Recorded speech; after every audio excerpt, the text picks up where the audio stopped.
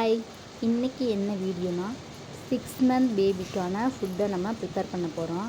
அதுக்கு நான் இரும்புச்சோளம் எடுத்துக்கிறேன். இரும்புச்சோளத்தை நல்லா 2-3 டைம்ஸ் வாஷ் பண்ணி நம்ம யூஸ் பண்ண போகிறோம். இந்த இரும்புச்சோளம் ரொம்பவே குழந்தைக்கு நல்லது. இரும்புச்சோளம்னு பேர் எதுக்கு வந்துச்சுன்னா அதில் அயன் சத்து ரொம்ப நிறையாவே இருக்குது. இப்போ நம்ம இதை 2-3 டைம்ஸ் நல்லா வாஷ் பண்ணி எடுத்துக்கலாம். பாருங்கள், நானும் வாஷ் பண்ணி எடுத்துட்டேன். 3 டைம்ஸ் நல்லா வாஷ் பண்ணியாச்சு. இப்போ இதை ஒரு துணியில் காய வச்சுருவோம். துணியில் நல்லா பரப்பி காய வச்சிடுறோம். வெயிலில் வைக்க வேணாம், நிழல்லே வச்சுக்கோங்க. வெயிலில் வச்சுருந்தா அதோட சத்து எல்லாமே போயிடும். அதனால் ஃபேன் கடியில் சும்மா துணியை விரித்து காய வச்சாலே போதும். துணியை விரித்து நல்லா காய வச்சுக்கலாம். நம்ம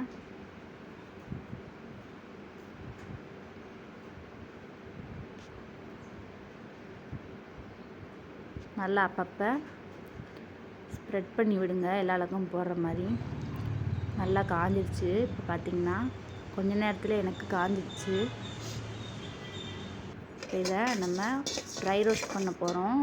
ஒரு பாத்திரத்தில் தண்ணி எதுவுமே இல்லாமல் அந்த காய வச்சிருந்த இரும்புச்சோளத்தை போட்டு நல்லா கிண்ட போகிறோம். ரொம்ப கருக விட்டுற வேணாம், சும்மா லைட்டாக கிண்டிக்கிட்டே இருந்தால் போதும். லைட்டாக ஸ்மெல்லாக வரும்.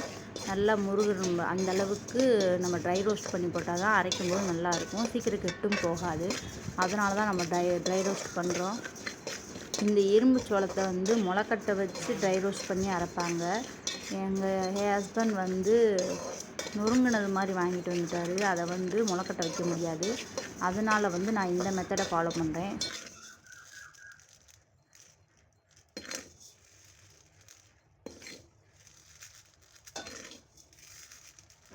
சிம்மில் வச்சு ட்ரை பண்ணிக்கோங்க, இல்லைன்னா கருகி போயிடும். கருக விட்டுறாதீங்க, அது நல்லா இருக்காது. ஸோ சிம்மில் வச்சு நல்லா நொறுங்குற அளவுக்கு நல்லா ட்ரை பண்ணி நம்ம எடுத்துக்க போகிறோம்.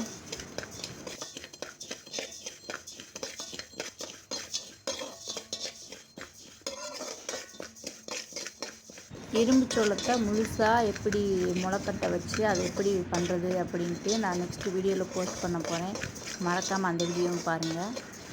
ஸோ இது நல்லா ட்ரை ஆயிடுச்சு.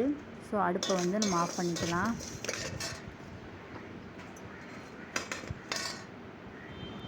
மிக்ஸி ஜாருக்கு மாற்றி நல்லா சூடு ஆறட்டும். மிக்ஸி ஜாருக்கு மாற்றியாச்சு. நல்லா சூடு அதுக்கப்புறம் நம்ம அரைச்சி எடுத்துக்கலாம். பாருங்கள், கொஞ்சம் கூட ஈரமே இல்லை, நல்லா ட்ரை ஆகிடுச்சு. இது மாதிரி இருக்கும்.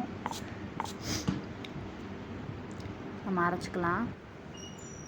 நல்லா ஃபைனாக அரைச்சாச்சு. ஸோ இது மாதிரி நல்லா ஃபைனாக அரைச்சிக்கோங்க. பாருங்கள், நல்லா ஃபைனாக அரைச்சாச்சு. நீங்கள் அரைச்சதுக்கப்புறம் நல்லா டீ வடிகட்டுறதில் கூட வச்சு நல்லா சலிச்சு எடுத்துக்கோங்க. ஏதாவது துகள் ஏதாவது இருந்துச்சுன்னா நல்லா சலிச்சு எடுத்துக்கோங்க.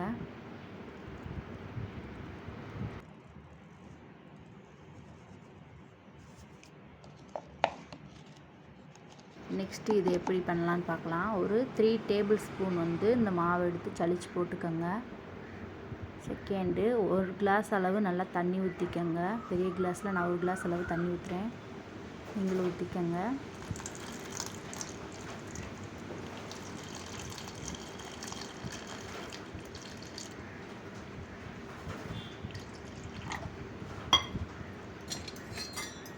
நல்லா தண்ணியாக தான் இருக்கணும். ஒரு பிஞ்ச் அளவு உப்பு போட்டுக்கோங்க. ஸோ ஒரு பிஞ்ச் உப்பு அளவு ஒன்றும் செய்யாது குழந்தைக்கு. ஸோ தாராளமாக ஒரு பிஞ்ச் அளவு உப்பு போட்டுக்கலாம். இல்லை வேணாம் அப்படின்னா ஸ்கிப் பண்ணிடுங்க. நான் 1 பிஞ்ச் அளவு சால்ட்டு போட்டுக்கிட்டேன். நல்லா இது கொதிக்கட்டும். அப்பப்போ கிண்டி விட்டுக்கிட்டே இருக்கணும், இல்லை அடி பிடிச்சிடும். நல்லா இது கொதிக்கட்டும், பொங்கும். அதனால் நீங்கள் கிண்டிக்கிட்டே இருங்க. அப்பப்போ சிம்மில் வச்சு கிண்டுங்க, இல்லைன்னா அடி பிடிச்சிடும். நல்லா கொதிக்குது. நம்ம கைவிடாமல் கிண்டிக்கிட்டே இருக்கணும். களி கிண்டுல அதே மெத்தட் தான் இங்கேயும். அவ்வளோதான், ரெடி ஆயிடுச்சு. களி கிண்டுனா ஃபுல்லாக கெட்டியாக வேணாம். என் குழந்தை இந்த கன்சிஸ்டன்சிக்கு நல்லா சாப்பிடுவாங்க. உங்கள் குழந்தை எப்படி சாப்பிடும்? ஃபஸ்ட்டு நீங்கள் கொடுக்க ஆரம்பிக்கிறீங்கன்னா கொஞ்சம் நல்லா இன்னுமே இதை விட தண்ணியாகவே இருக்கட்டும். என் குழந்தை வந்து இந்த இதுக்கே சாப்பிடுவாங்க, அதனால் இதிலே நான் ஆஃப் பண்ணிக்கிறேன். ஸோ அவ்வளோதான், ரெடி பண்ணியாச்சு. நீங்களுமே இது மாதிரி உங்கள் பேபிக்கு செஞ்சு கொடுங்க, ரொம்ப நல்லா சாப்பிடுவாங்க, ரொம்ப ஹெல்த்தியும் கூட. இது மாதிரியான யூஸ்ஃபுல்லான videos, cooking videos, baby food வீடியோஸ்க்கெலாம் நம்ம சேனலை சப்ஸ்கிரைப் பண்ணிக்கோங்க. தேங்க்யூ.